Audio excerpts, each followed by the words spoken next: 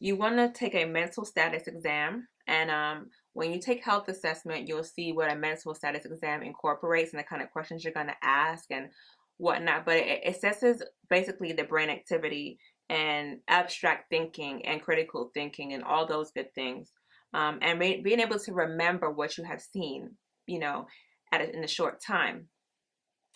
It provides information in regards to cognitive ability, in regards to memory and concentration, and abstract information processing. Like I said, you'll see this in health assessment, but it's just making sure to see if the brain is actually remembering what it needs to remember when it's being presented at that specific time.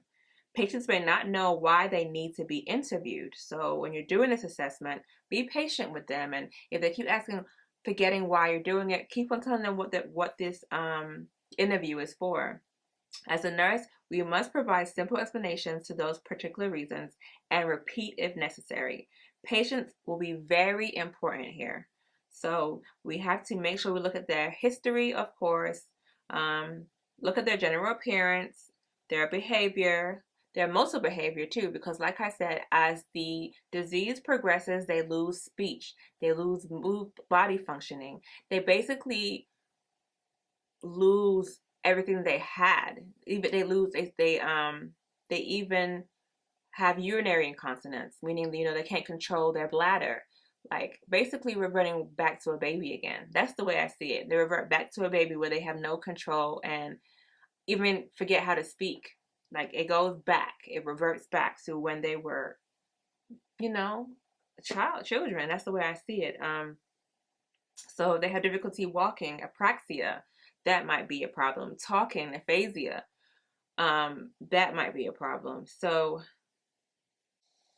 and then they have a very forward behavior, like very direct and maybe rude. Who knows? Because the behavior just changed. That could be a sign of Alzheimer's. Mood, affect, maybe we need to assess the mood and affect.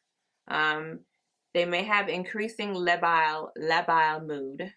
Labile means rapid, exaggerated changes in mood. So like they wilding out. Like one minute they calm, the next minute they getting real aggressive and stuff and getting upset, and you're like, what the hell is going on here? That's called labile mood, increasing labile mood. I don't know if I'm saying it right, but y'all, Labil. Okay.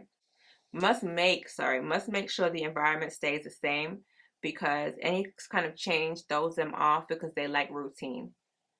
Thought process content, impaired and sharp thinking, lose ability to solve problems, and they may have delusions of persecution. Um, that's meaning they want to kill themselves, guys. We don't want that. So that may be their thought process, and we have to assess that and act accordingly. We want to assess their sensorium, their intellectual process. Is the reticular activating system functioning appropriately? Is there any loss of intellectual function? Are there any memory deficits? Is there confabulation? Confabulation, what is that? It's a type of memory error in which gaps in a person's memory are unconsciously filled with fabricated, misinterpreted, or disoriented or distorted information. When someone confabulates, they're confusing things they have imagined with real memories. A person who is confabulating is not lying. They just are believing that what they was imagining is now reality, but it's not. So people that have Alzheimer's do go through those type of things. Judgment, insight is poor and limited. I mean, they overestimate what they can do. Like, oh, I can cook. I know how to do those things. I can drive. Don't take my keys away. I mean, I can, but when it comes down to reality, they really can't. And they can find themselves burning down the house. They can find themselves driving to a place they don't know. It can be dangerous. So we need to be careful with those. Short-term memory goes first, and then long-term memory goes afterwards. So just know that short-term memory is affected before long-term memory. And then their self-concept is also affected because the patient may get angry or frustrated.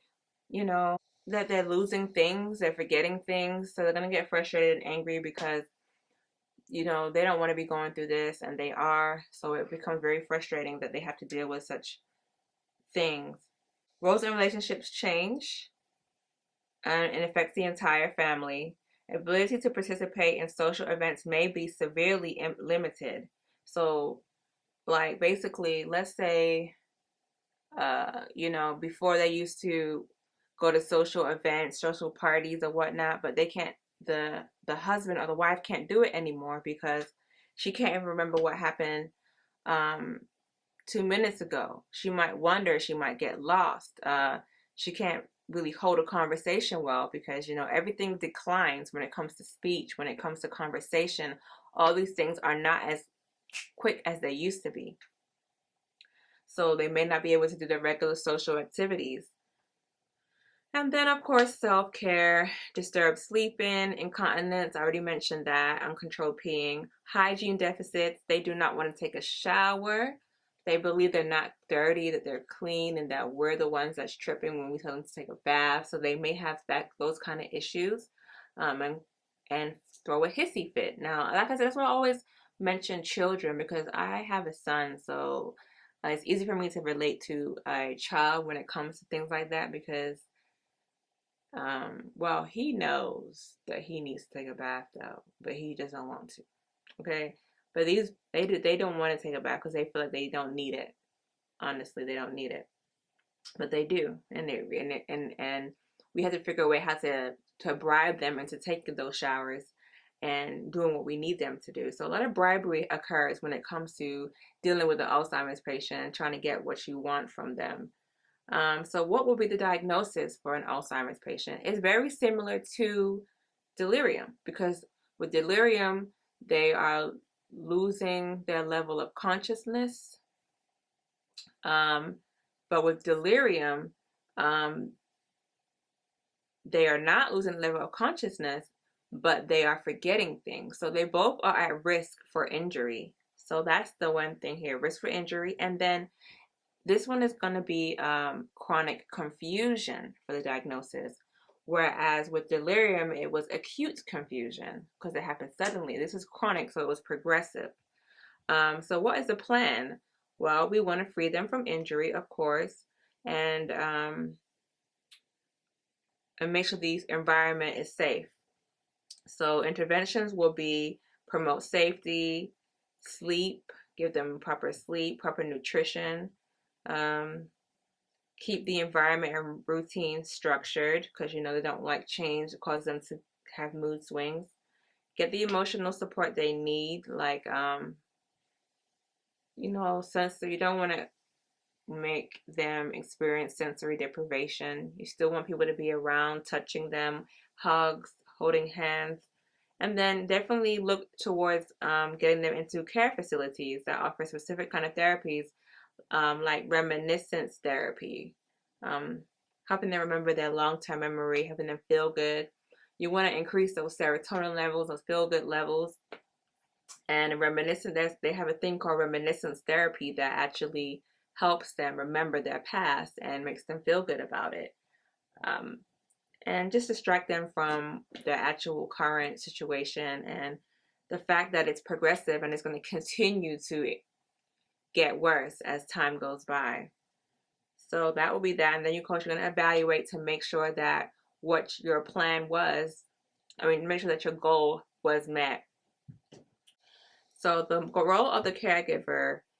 So basically, majority of caregivers are women, daughters, wives. And it's very stressful to be a caregiver because basically you're taking care of this person 24/7 when they get into the severe stage and moderate stage. You have to watch them 24/7 because they're forgetting little things. So it's very taxing on the caregiver. But we need to let the caregiver know that there are assistance with dealing with this type of situation. The caregiver needs to be educated about dementia and what's going to happen and how they need to handle it for their loved one. They need assistance in dealing with their own feelings too, because when you let's say you have a husband who's going through Alzheimer's disease and is losing himself progressively, and what he used to do with you, he can't do anymore.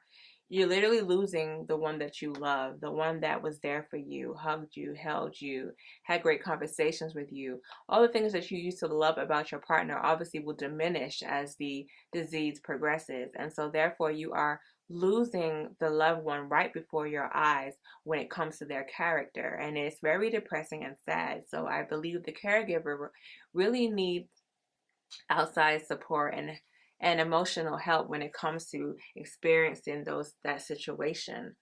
Um, then there are assistant agencies to help the caregiver, go out for a second, handle their groceries or whatnot, and come back. They have facilities that they call it respite care.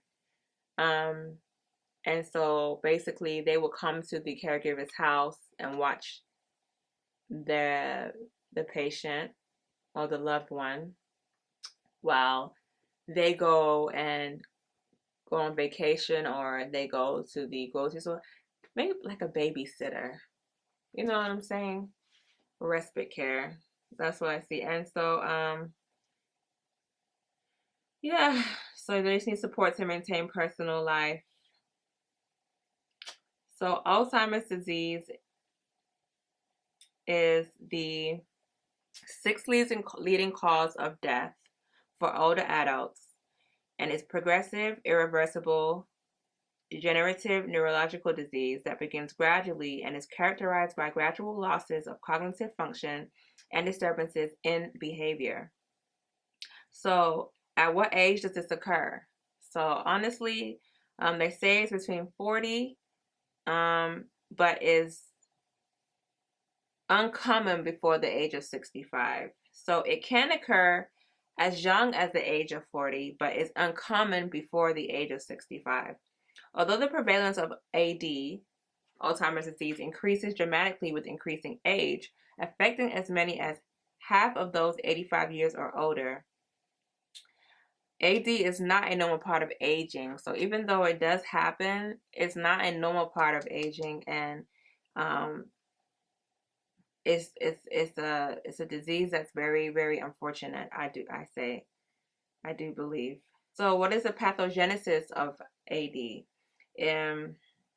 It's uncertain, includes specific neuropathologic and biochemical changes that interfere with neurotransmission.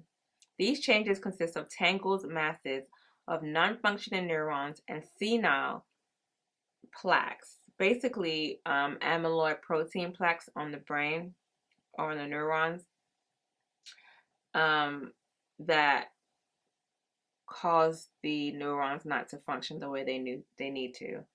So the neuronal damage occurs primarily in the cerebral cortex and results in decreased brain size. So the brain size just decreases because it's not being stimulated. If it's not being stimulated, it's gonna deteriorate, right? With anything, even with your arms, when you work out, if you're not moving your arms, your muscles will deteriorate. Okay? Have you ever had a cast before where the muscles have deteriorated because you have not used it?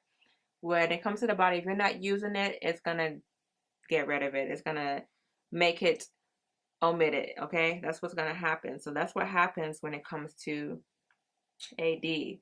Similar changes are found in the normal brain tissue of non-symptomatic older adults, although to a lesser extent. Cells that use the neurotransmitter acetylcholine are principally affected by AD. At the biochemical level, the enzyme active in producing acetylcholine, which is specifically involved in memory processing, is decreased. So basically, Uh, acetylcholine, as you know, is used for neuronal activity or neuron activity, and the enzyme itself is reduced or decreased when people are experiencing Alzheimer's disease.